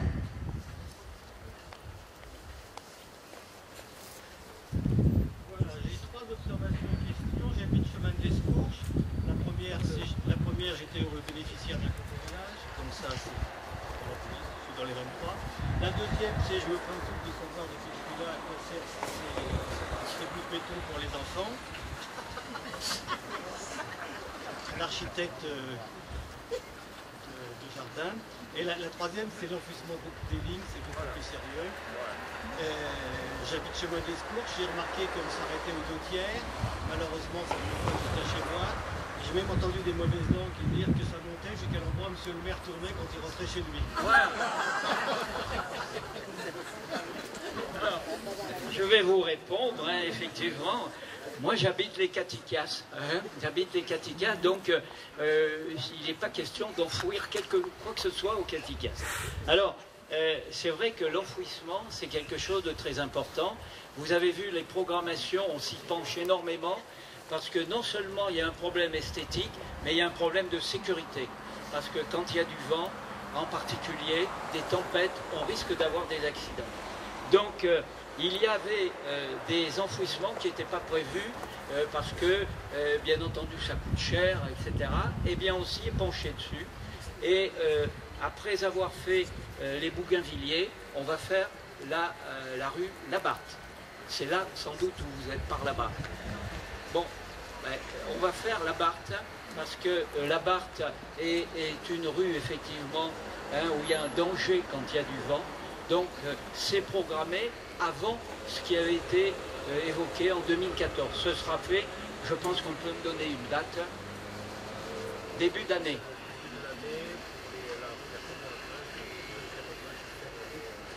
Labarthe, voilà. Et vous, vous êtes à le pont des morts. Les morts? Ah, les morts, oui. Au cimetière, vers le cimetière.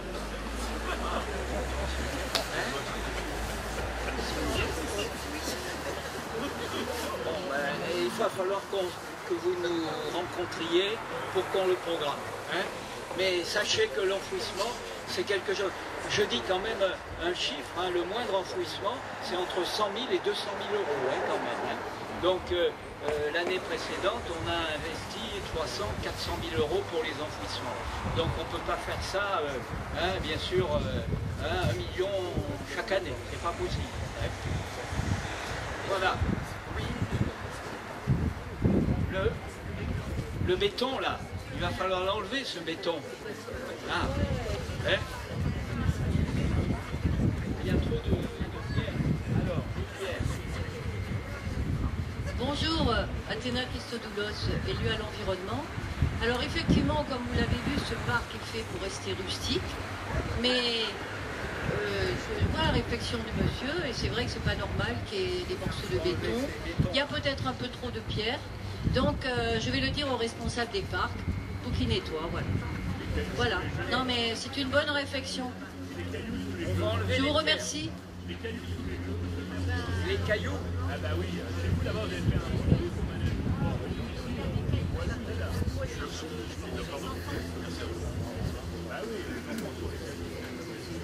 Bonjour à vous tous, Alain Sarkissian, j'habite sur le haut de la rue de Buffon.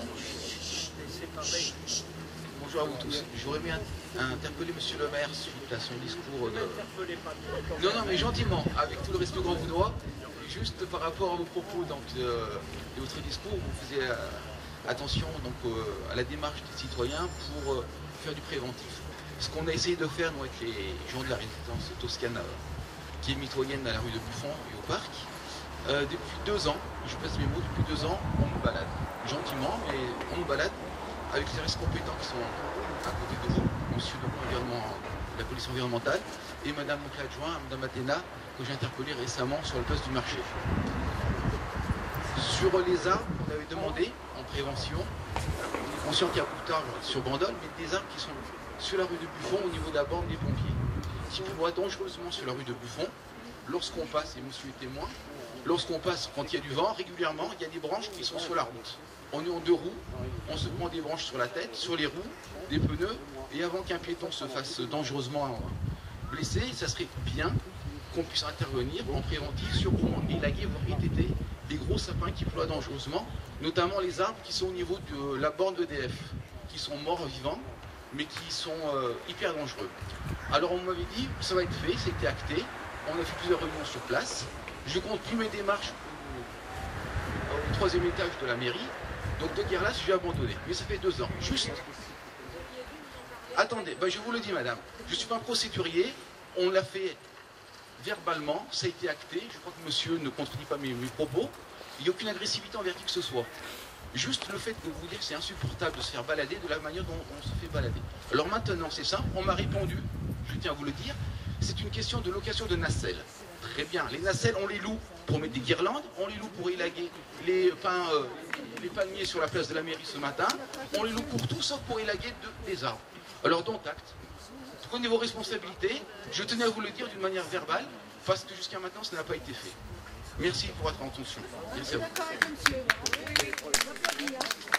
Merci à vous. Une parole, c'est une parole. Non mais on le fait ou on ne le fait pas. Si on vous dit on va le faire, qu'on le fasse. Madame, monsieur, bonjour. Alors effectivement, oui, monsieur, pour répondre et rebondir à votre question, on s'est rencontrés à plusieurs reprises et effectivement, on a vu que lors des travaux du chantier de Kaufmann & Broad, les véhicules qui passaient détérioraient la végétation sur la partie aérienne et on a retrouvé effectivement sur le sol des branches qui pouvaient gêner la circulation d'une part des automobilistes et d'autre part des piétons. On s'est rendu à plusieurs reprises sur place en votre compagnie et effectivement on a fait un petit peu le bilan et nous avons transmis nous de notre côté nos observations auprès des services concernés. Il est vrai qu'il y avait des problèmes de location de matériel. Bon, bien sûr qu'avec la charge de travail que nous avons, donc une fois que nous on a fait nos éléments de constatation et transmis l'ensemble des éléments, on n'a pas forcément de retour dessus. Et il est vrai que ça reste quelque chose d'assez délicat. Voilà. Donc, de toute façon, ce qu'il en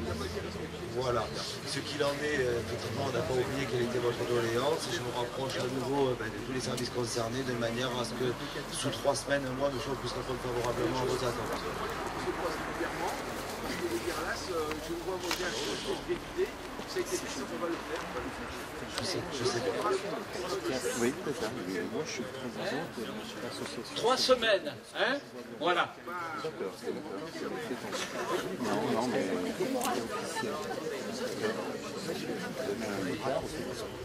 ma question va pour Lionel Béraud. J'habite dans l'impasse Pierre et Marie Curie, autour de Quartier d'Escourche.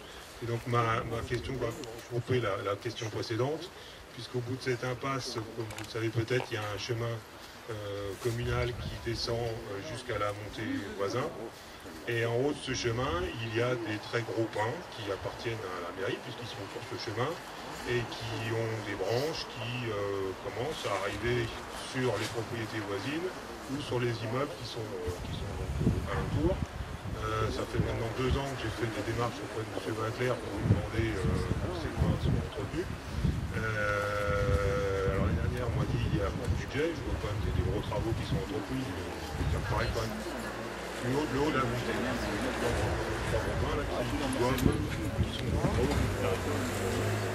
Vincent, et puis les maisons. Donc là, il y a quelque chose effectivement, il y a 4 ans, pour réagir rapidement. Et surtout, effectivement, comme le disait le monsieur précédemment, ça fait, bon, je vous dis, ça fait 2 ans qu'on nous dit attendez, ça va être fait, et puis rien ne se fait, quoi. Hein, donc, qu'on nous donne une date et que les choses se fassent. La deuxième chose sur laquelle j'aimerais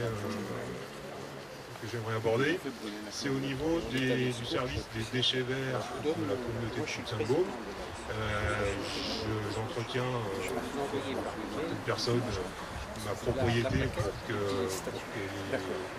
l'accès puisse être libre pour les piétons. Et j'ai beaucoup de déchets verts à évacuer. Et dans cette saison, par exemple, lorsque je prends un rendez-vous, on me donne un rendez-vous dans 2 mois. Donc là, je pense qu'il y a un problème, quoi. Soit il y a un manque d'effectifs, ou il y a un problème. Oui, tout à fait. Ouais. Donc effectivement, c'est une période où il faut comprendre qu'il puisse y avoir des demandes plus importantes, mais je pense que là, il faut faire des choses au niveau des effectifs.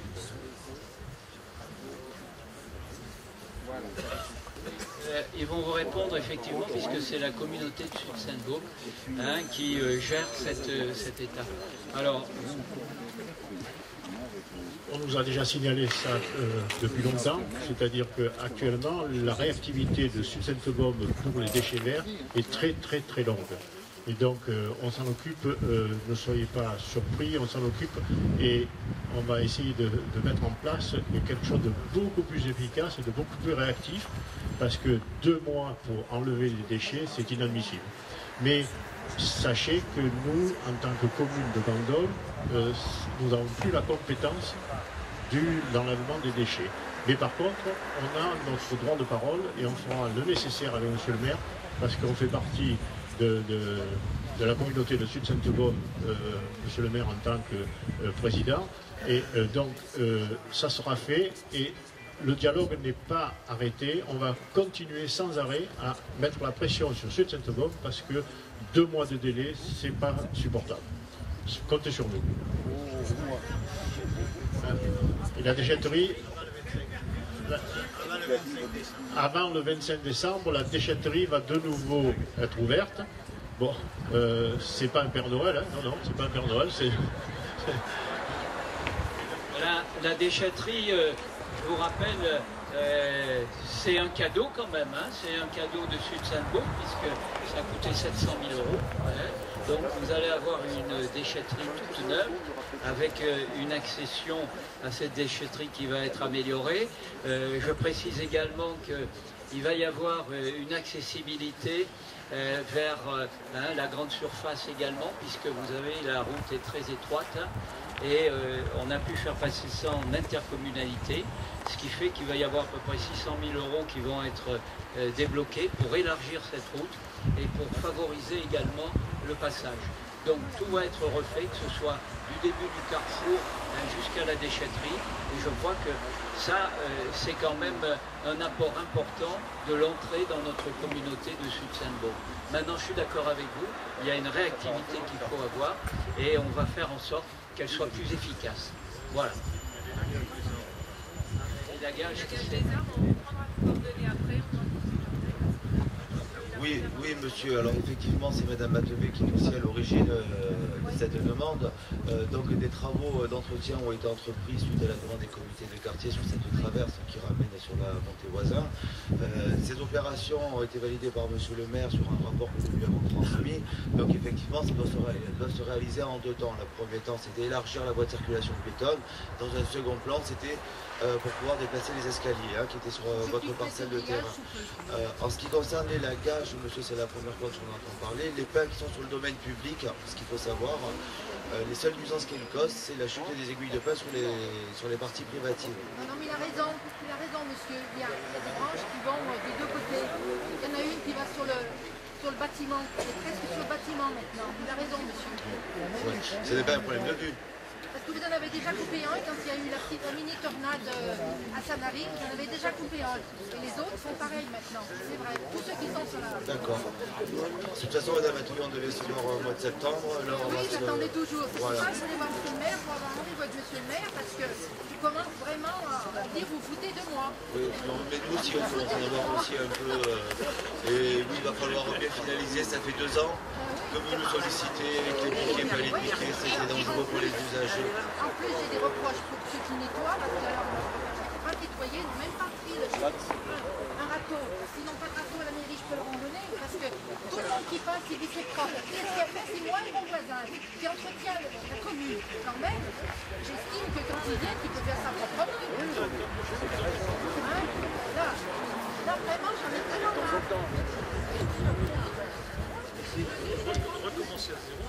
Je ne voulais pas en discuter devant tout le monde, je voulais que voir monsieur le maire, parce que maintenant je suis arrivée à un stade, tout le monde a l'impression qu'on n'a rien à faire de ce que je dis. Moi je le dis pour la mairie, vous le savez très bien, moi c'est pour les gens qui passent, je ne demande pas mieux que les gens soient en sécurité. Il y Vous savez, vous m'avez dit, je ne disais pas moi, les gens ils passent jusqu'à 2 h du matin l'été. C'était dans le chemin de la mairie maintenant, parce qu'avant, bien sûr, on se retournait derrière, on disait que c'était privé. Maintenant que j'ai fait les choses plus propres, hein, je fais pour les gens qui passent. La mairie est bien nettoyée, ils ne sont pas capables de nettoyer, de prendre un râteau. Excusez-moi, moi je l'ai fait. Ils ne veulent pas aller au fond. Alors écoutez, vous avez le chemin de la mairie, regardez le chemin de la mairie, c'était pas. Quand même, maintenant, c'est pour ça que je voulais qu'avoir un rendez-vous avec monsieur le maire. Alors moi je vais mettre le grillage. Nous avons retenu, je vais mettre un grillage pour la sécurité des gens, parce que j'ai mis des plans de grâce. Hein. Mais je voudrais quand même que vous preniez conscience que je vais le mettre là et qu'après, vous nettoyez votre côté. Parce qu'il y a un côté qui n'est pas encore fini. Il y a encore du grillage. Et en fait, du fil de fer. Alors moi, je veux bien, mais au bout d'un moment... Si vous voulez, on peut se voir. Hein. Allez. Prenez rendez-vous avec ma secrétaire et il n'y a aucun problème. Hein. Allez. Oui, madame.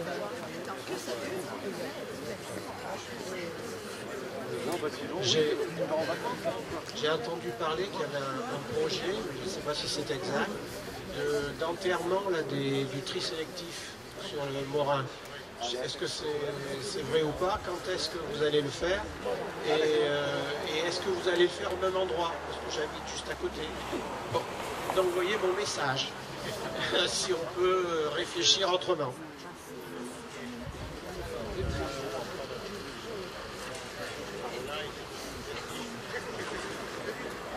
Oui, alors pour votre avenue du Montmorin, c'est ça. Hein.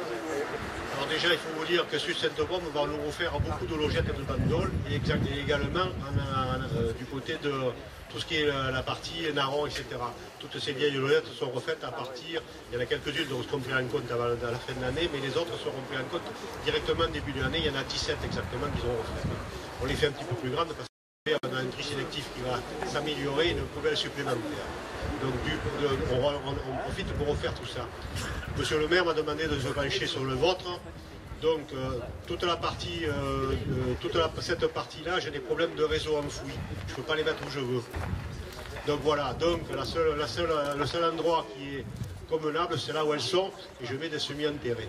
Mais je mettrai des semis enterrés, je ne peux pas faire autrement. Et je ne peux pas les mettre ailleurs. Je ne peux pas les mettre ailleurs. Je ne peux pas les mettre là pour les mettre. Mais ici, je ne peux pas. J'ai le passage piéton. Il faut quand même que ce soit le passage soit large.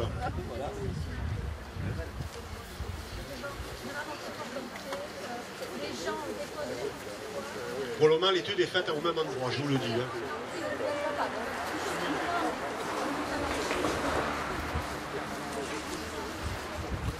Oui, mais vous habitez dans l'immeuble de M. Saudet? Oui, c'est celui-là. Ah, ouais. Donc, non, attendez, c'est pour moi, c'est pour me récupérer. Mais c'est l'immeuble de M. Saudet, puisqu'elles sont dedans. Mais quand vous avez acheté, elles y étaient déjà. Elles y étaient, les poubelles. Non, elles ont toujours été là. Elles ont toujours été là, monsieur. Mais...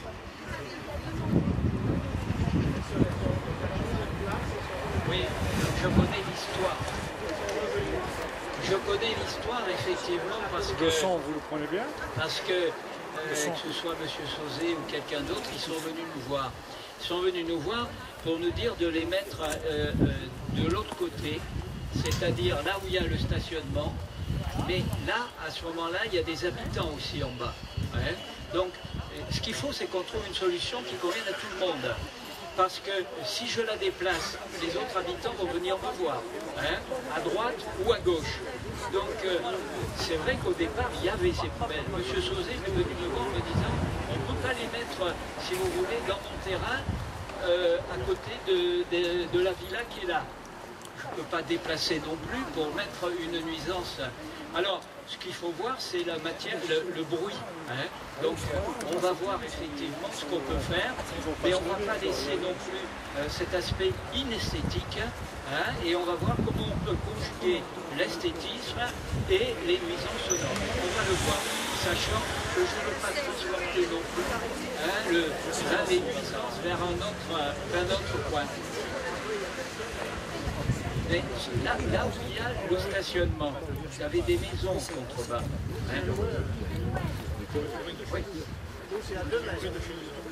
Voilà, hein? Voilà. Vous m'avez compris, on va essayer de voir un peu les deux. Hein?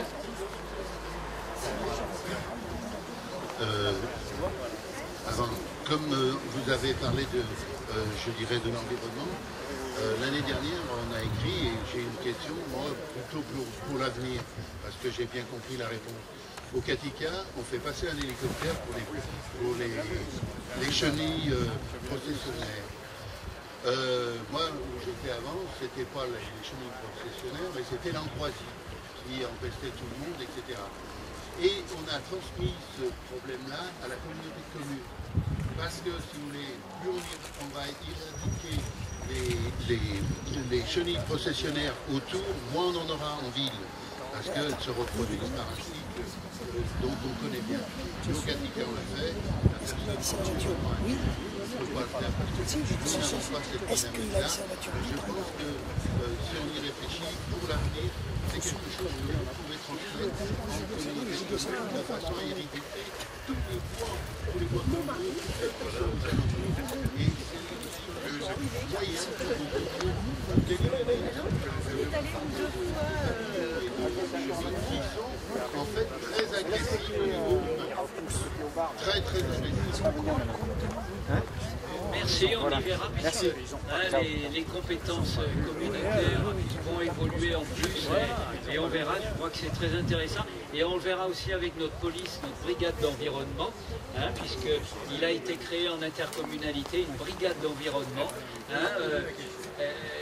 grâce à nous, puisqu'ils se sont calqués sur notre brigade pour faire une brigade intercommunautaire. Voilà. Madame.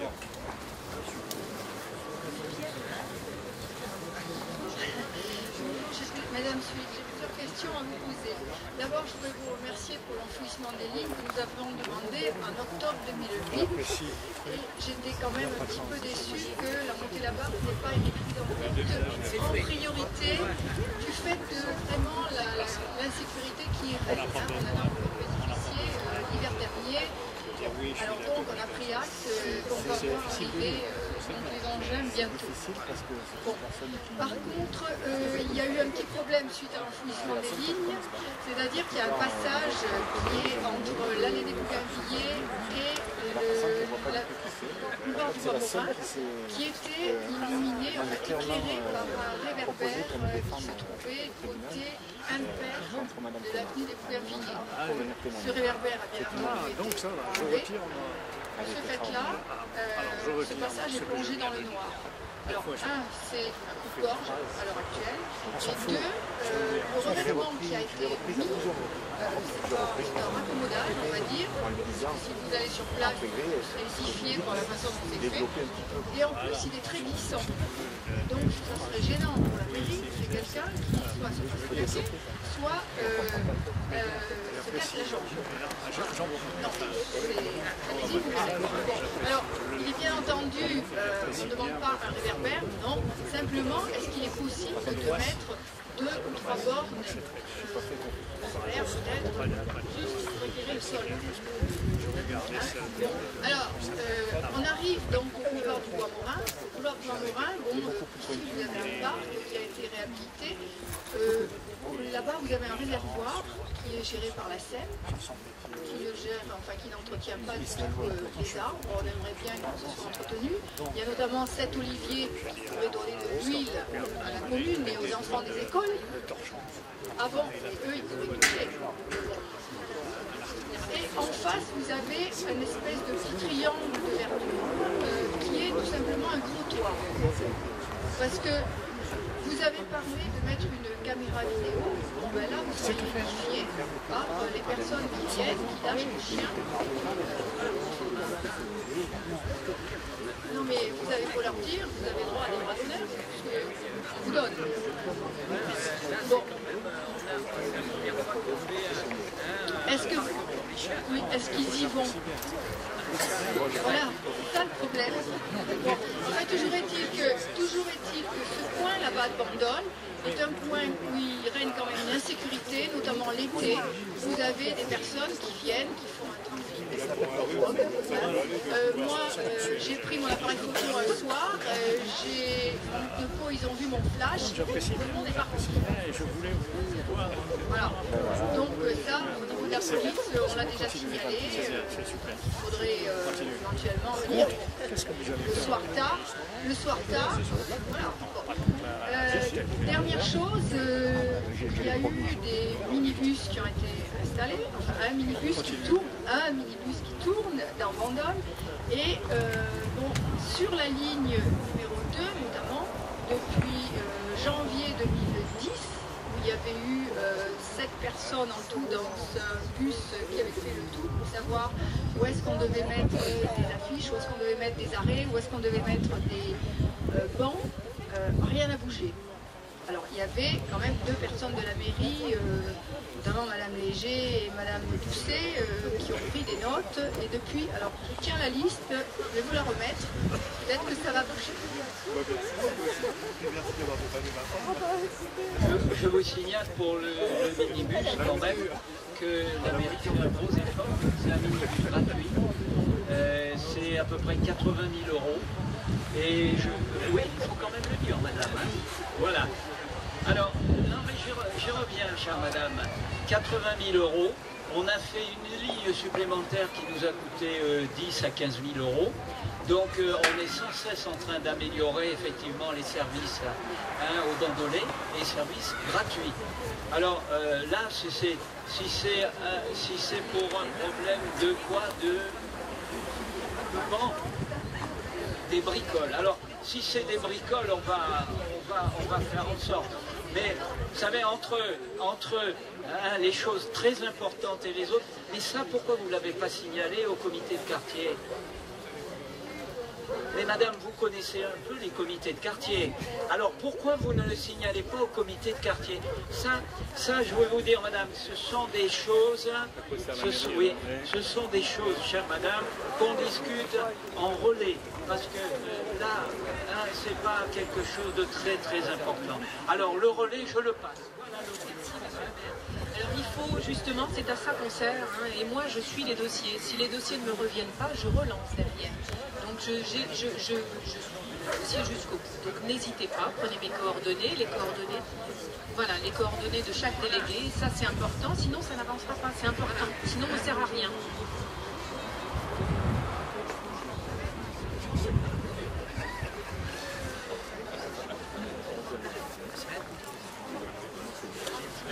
Je suis gratuit.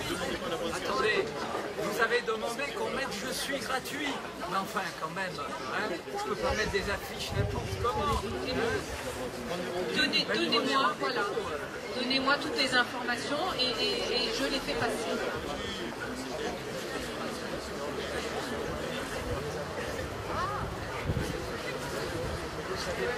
Bon.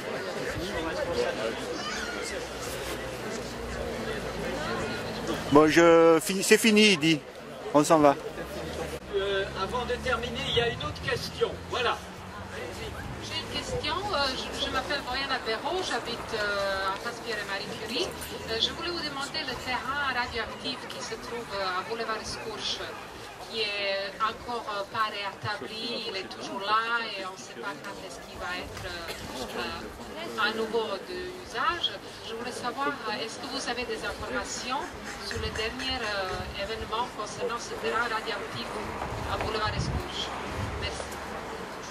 Oui, chacun connaît effectivement ce terrain qui est par là-bas, qui a animé depuis des années effectivement beaucoup de citoyens, parce qu'on se demandait d'abord s'il y avait une contamination possible, etc. Donc je peux tranquilliser tout le monde. Vous pouvez passer à côté, il n'y a aucun problème. C'est pas de Tchernobyl. Simplement, madame se pose la question parce que, par contre, ce terrain, pour le moment, on ne peut rien y faire. Ce terrain ne peut pas être mis à la vente ce terrain, on a demandé aux propriétaires de faire en sorte de le décontaminer complètement, hein, parce que nous, on a fait le minimum, hein, parce qu'on a enlevé les outils qui étaient contaminés, etc. Mais il est possible qu'à l'intérieur de la maison, etc., mais là on ne peut pas pénétrer dans la maison, hein, il y ait des contaminations possibles. Alors, on a saisi l'État, on a saisi beaucoup de monde pour que ce terrain, lorsqu'il sera décontaminé, et il a une valeur très importante, eh bien, la vente de ce terrain puisse compenser la décontamination. Et comme nous, on ne veut pas mettre quand même 500 000 ou 600 000 ou 700 000 euros, on a demandé à ce que ce soit fait par l'intermédiaire de l'État, par l'intermédiaire effectivement des finances publiques qui se porteraient caution, etc. Donc pour le moment, eh bien, il n'y a pas de danger, mais en matière justement de financement pour décontaminer, c'est en cours grâce au service de l'État. Voilà. Je sais que pour le... Non, dégradant, c'est-à-dire que pour le moment, on peut rien faire. On peut rien faire. Mais vous pouvez aller à côté, jouer aux boules, il n'y a pas de problème. Voilà. Voilà, ben, si vous le voulez bien, on va arrêter cette réunion très constructive. Hein. Eh bien, on est à votre écoute et Alors, je l'ai déjà dit, mais Madame a raison, je crois que les délégués de quartier servent à beaucoup de choses, hein, malgré qu'ils aient été contestés par certains élus, eh bien ils servent à beaucoup de choses, et la preuve en est, c'est que Madame aurait dû passer par les délégués de quartier, et elle aurait été satisfaite beaucoup plus vite. Merci à toutes et à tous. Voilà.